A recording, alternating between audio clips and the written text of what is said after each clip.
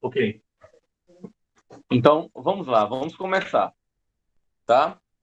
Então, deixa eu só organizar aqui. Pronto. Então, pessoal, para quem chegou agora, então, meu nome é Adeilton Padre, professor de Química, eu vou trabalhar com vocês, tá? E vamos começar aí com o nosso conteúdo de Química Orgânica, certo? Química Orgânica. Vai ser justamente o conteúdo que nós vamos trabalhar esse ano, na nossa série, no nosso terceiro ano. Então, na química, ela é dividida de três tipos. Existem três tipos de química, tá? Existe a química geral, que é vista no primeiro ano. Existe a química a físico-química, que é do segundo ano. E a química orgânica, que é a do terceiro ano, né? Na verdade, a química orgânica é a química que é estudada, é chamada da química do carbono, porque todo composto que é trabalhado na química orgânica vai ter o elemento químico carbono. Vocês devem ter visto no primeiro ano, né, os elementos da tabela periódica. E com certeza vira o carbono, número atômico 6, massa 12. É esse elemento que é a base de toda a química orgânica, tá certo? Então é o seguinte, a química na antiguidade, lá na Idade Média, ela não era conhecida como ciência, não, a química não era conhecida como ciência.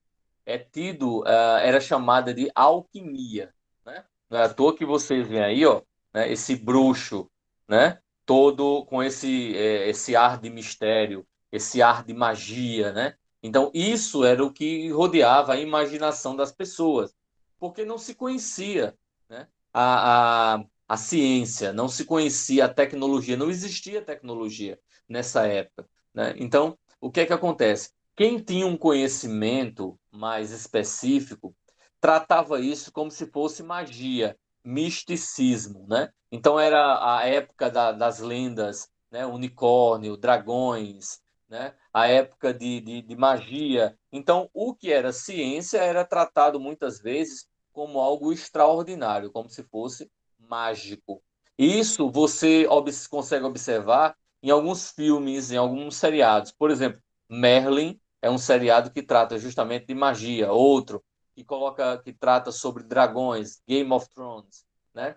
Tem o próprio Harry Potter, são filmes da série Harry Potter que trata a respeito de magia, né? Então tudo isso trabalha a química, mostra a química como se fosse algo místico e na verdade não é, né? É algo racional, é ciência pura, né? A química, a física e a biologia fazem parte da ciência da natureza, das ciências naturais. Tá ok? Alguma pergunta, pessoal, até aqui?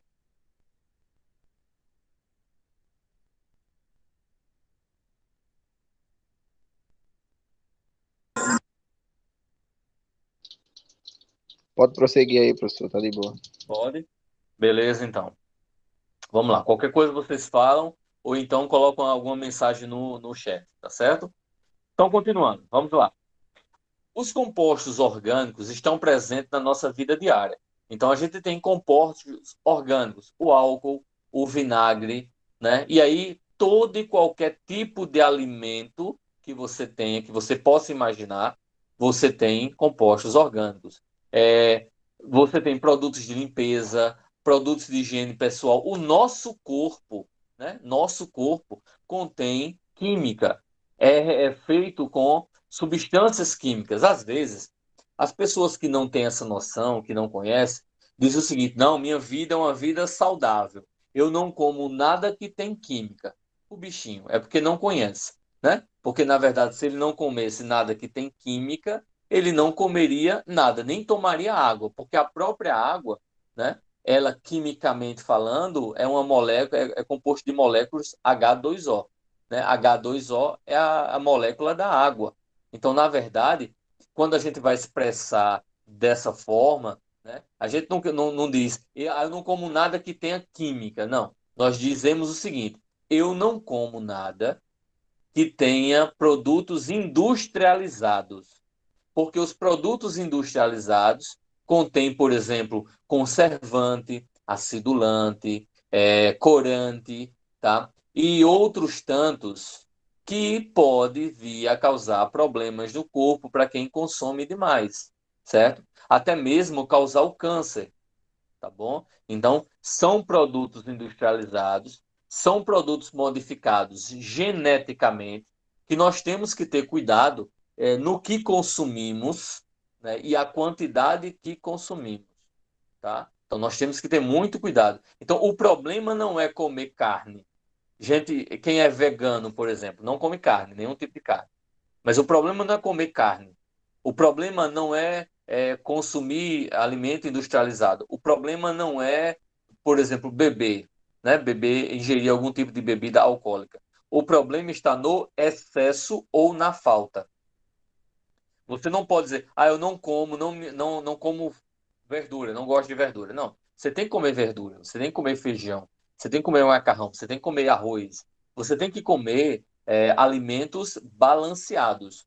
Você tem que comer de tudo um pouco, certo? E para a sua saúde, além de comer, de ter uma alimentação balanceada, certo? Você também tem que praticar exercícios físicos, alguma atividade física, seja caminhar, seja andar de bicicleta, seja correr, certo? Até mesmo dentro de casa fazendo algum tipo de atividade física, mas precisa fazer. Eu não tenho tempo, eu passo o tempo todinho trabalhando, quando chega de noite eu vou estudar. Eu entendo que a vida de estudante e quem trabalha, eu passei minha vida todinha fazendo isso. Eu nunca fiz apenas estudar, né? É, não, na minha adolescência eu ainda fazia isso, mas assim, sempre ajudava em casa, na verdade, né? Meus pais sempre foram desses que não tem negócio, é só estudar, não. Tem que cumprir com as atividades de casa. Então, todos nós em casa ajudávamos, seja a limpar a casa, seja fazer. Quem estava fazendo a comida, o outro estava arrumando a casa, estava organizando as coisas. Então, a partir dos meus 16 anos, eu comecei a trabalhar, né? Então, eu trabalhava, estudava de manhã, trabalhava de tarde e fazia as atividades à noite. Quando eu entrei para a universidade, eu trabalhava manhã e tarde e fazia universidade à noite. Então, aí nunca parei, nunca parei. Sempre fiz os dois, estudei e trabalhei. Porque a gente sabe que através da educação, através do estudo, eu tenho certeza que vocês estão buscando isso também, é que nós vamos conseguir avançar, né? Crescer, mudar de vida e buscar nos profissionalizarmos. É isso? Então, vamos lá. Além disso, outras substâncias, como, por exemplo, o petróleo, né? Que você pode imaginar que o petróleo é um grande causador de impacto ambiental, né? Causador de problemas do meio ambiente. Sim, quando ocorre um derramamento de petróleo, por exemplo, por um navio, ele sai contaminando toda a água, o fundo do mar, certo? E esse petróleo, parte desse petróleo, ele vai sendo levado pelas ondas até chegar à praia. Prejudica animal, prejudica toda fauna e flora marinha, tá? Prejudica tudo, certo? Mas também tem o outro lado. O petróleo, ele é de grande importância porque a partir dele nós conseguimos ter outros derivados. Por exemplo, nós conseguimos ter gasolina, querosene, gás de cozinha, né, que é o gás butano mais gás propano, né, combustível de foguete, combustível de avião, tá certo? Os plásticos, pessoal, plástico plásticos são polímeros, e alguns desses polímeros são derivados do petróleo. Outro, até o chiclete que você masca, o chiclete é derivado de petróleo, certo? A camisinha, por exemplo, é derivado de petróleo, tá? Então, vários produtos que você possa imaginar são derivados de petróleo, certo? Aí você pode dizer, mas professor, me diz uma coisa, quer dizer que chiclete é derivado de petróleo? Eita, já engoli um bocado de chiclete, que não deve fazer, porque não é biodegradável. Então, geralmente você elimina o chiclete, né, do seu corpo, nas fezes, porém, parte dele fica sendo retido no seu corpo e pode causar problemas a você. Tá certo? Alguma pergunta até aí, pessoal? Eu já engoli pouco. Eu imagino, Jefferson. Eu acho que muitos de nós, né? Já fez isso no nervosismo, precisar se distrair em alguma situação. E existe alguns chicletes que realmente ele vai ficando a goma e você, quando acaba, joga fora. Mas tem aquele chiclete, principalmente das balinhas, né? Em que você vai mastigando e ele vai se desmanchando e você acaba engolindo de qualquer maneira, tá certo? Então, realmente é um problema. Tem as suas vantagens, mas tem desvantagens e grandes desvantagens. Na verdade, hoje em dia a ciência diz que o fato de você consumir açúcar em excesso, consumir gordura em excesso, certo? É o que está provocando a maior parte de obesidade, problemas cardíacos, dentre tantos outros problemas que pode levar, que pode não, que leva as pessoas, né, a ficarem obesas ou com colesterol alto, hipertensão, diabetes e, consequentemente, problemas sérios ou então levar à morte, tá bom? Ainda na pré-história, tais substâncias eram utilizadas pelo homem para a produção de calor, quer dizer, a maioria dos compostos orgânicos, tá? Eles são comburentes, eles pegam fogo, tá? Eles têm essa capacidade, essa característica de poder pegar fogo, né? De ser usado como combustível. Desculpa, como combustível. Realização de pinturas, cerâmicas e desenho nas cavernas. Então, o que é que acontece? Tem muitas substâncias que quando elas são maceradas, quer dizer, esmagadas, né? Ou então adicionam um pouco de água, elas se transformam em tintas. Não é à toa que você tem tinta à base de urucum, por exemplo, que é derivado de uma planta, né? Outra, você tem, por exemplo, o pau-brasil, né? Ele tem a casca dele espelha uma tinta vermelha, tá? Dentre outras tantas substâncias, né? Que as pessoas utilizam, são substâncias orgânicas, tá bom?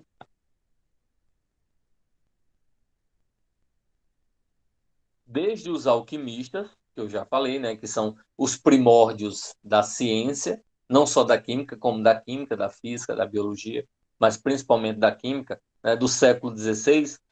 As técnicas para extração de substâncias foram sendo aperfeiçoadas. O que é que eu quero dizer com isso? É que, com o passar do tempo, a maneira que as pessoas extraíam determinadas substâncias, a maneira que as pessoas utilizavam essas substâncias, né, no seu dia a dia, ou a partir de uma substância chegava-se a outra, certo? Isso foi sendo, com o tempo, aperfeiçoado, tá bom?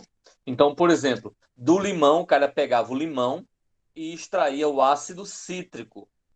Por exemplo, o ácido cítrico hoje em dia é utilizado para quê? Para comprimidos, para gripe, né? Naqueles efervescentes que a gente coloca lá no copo, que tem vitamina C, né? Ácido cítrico, ele tem vitamina C, tá certo? Então as pessoas costumam fazer o quê? Costumam consumir isso aí, tá? Das gorduras de animais extraiu a glicerina.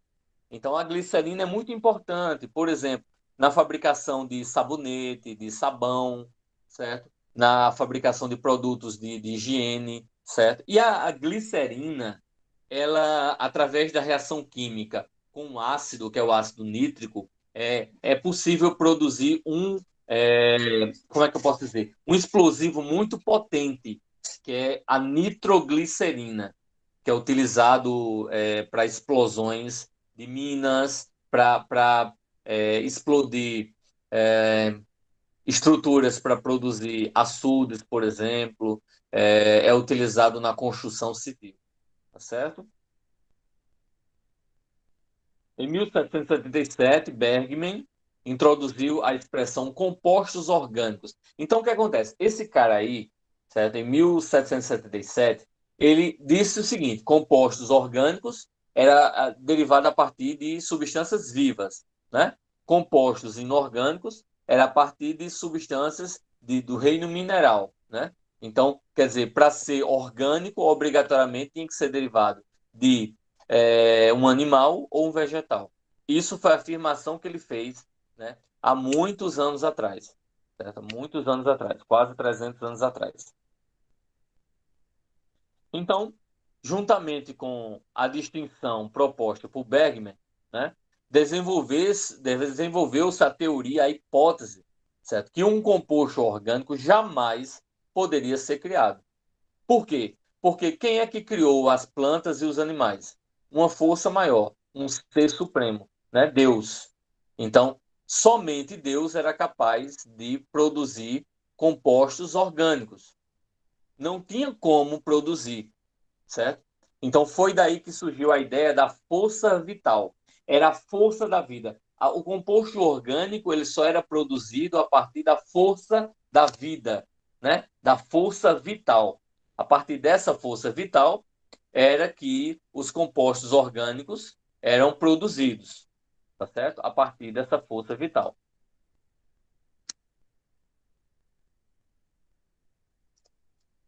Então, essa ideia aí, certo? Berzelius, no ano de 1807, em 1807, tá?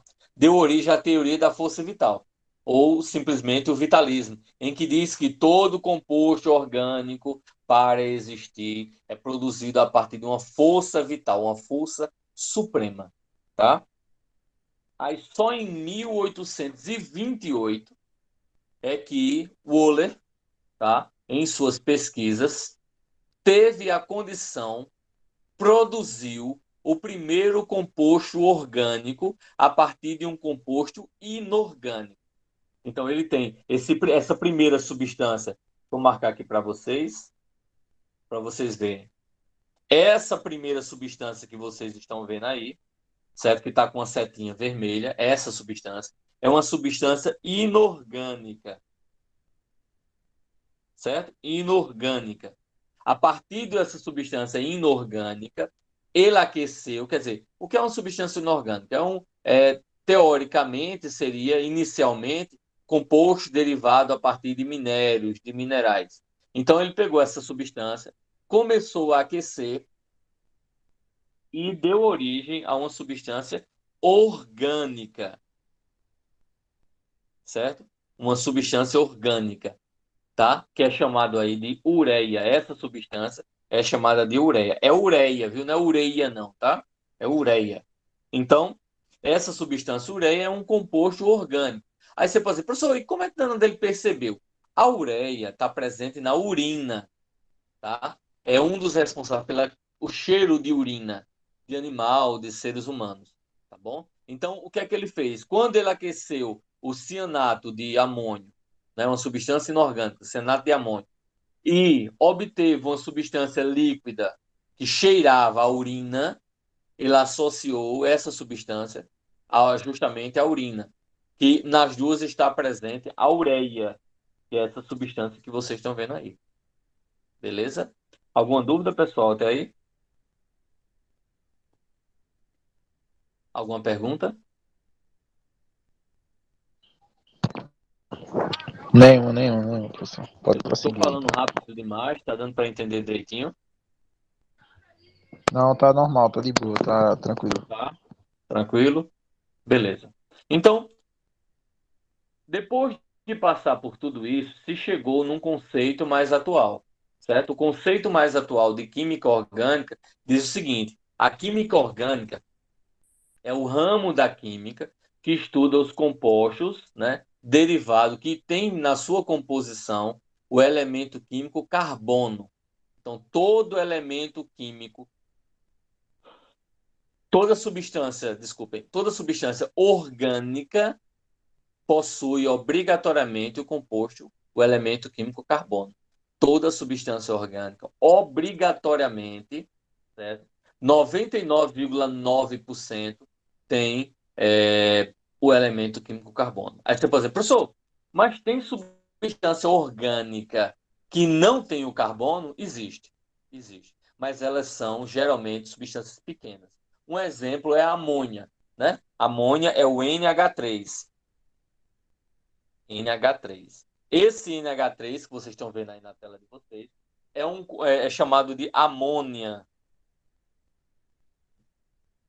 É uma substância orgânica porém não possui o carbono, mas é orgânico,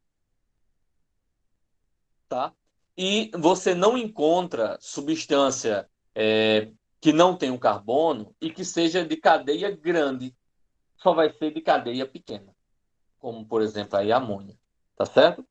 Aí você pode perguntar, sim, professor, o senhor está dizendo que toda substância orgânica tem carbono, mas toda substância que tem o carbono é orgânica? Não, não é. Existem substâncias que têm o carbono, mas não é orgânica. Por exemplo, como é que eu poderia dar? Que exemplos eu poderia dar? Bem, eu vou colocar os exemplos para vocês. Ó. Eu tenho CO2, que é o gás carbônico. Eu tenho outro CO, que é o monóxido de carbono. Eu tenho outro H2CO3, que é o ácido carbônico, certo? Eu tenho o HCN, que é o ácido cianídrico, certo? Esses são alguns dos poucos elementos que eu tenho aqui. O carbono, ó, carbono, carbono, carbono, carbono, que eu tenho o carbono, porém não são substâncias orgânicas. São substâncias inorgânicas. Tranquilo, pessoal? Conseguiram entender direitinho o que eu falei até agora?